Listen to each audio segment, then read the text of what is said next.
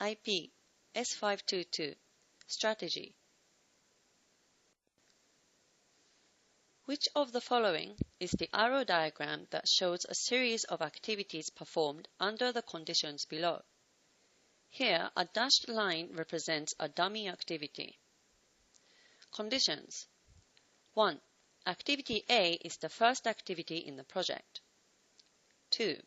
After activity A is completed, activity B and activity D can be started and performed in parallel. 3. After activity B and activity D are completed, activity C can be started.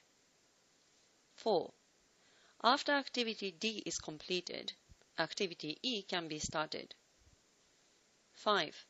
After activity C and activity E are completed, activity F and activity G can be started and performed in parallel.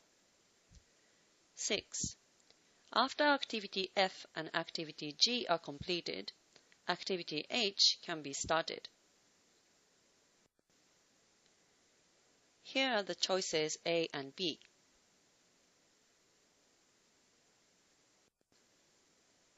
Here are the choices C and D.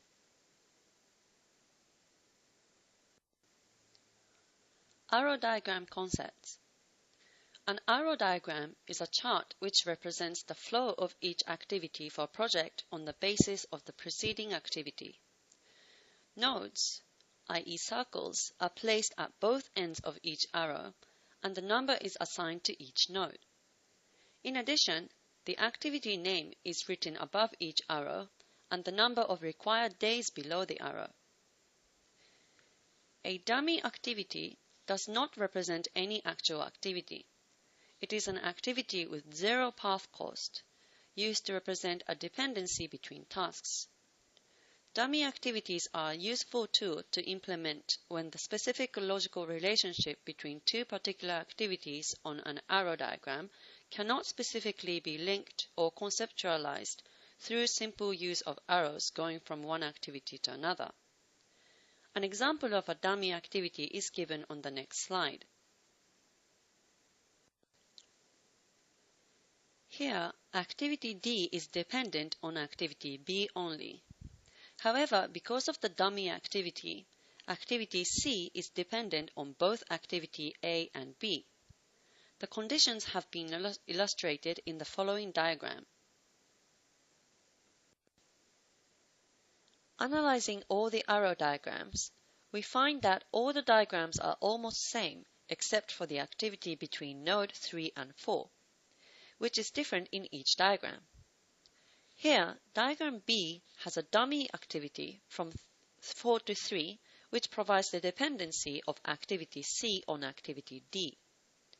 Thus, in diagram B, activity C can be started only if activity B and D are both complete. Therefore, B is the correct diagram that complies with all the conditions. The other diagrams are explained on the next slide. A. Here, in the diagram, no activity exists between node 3 and 4, so no dependency can be formed between activities C and D. C. Here, the activity between node 3 and 4 is reverse, which makes activity E dependent on both activity D and the unnamed activity. Here, the dummy activity between node 3 and 4 makes activity E dependent on both activity B and D.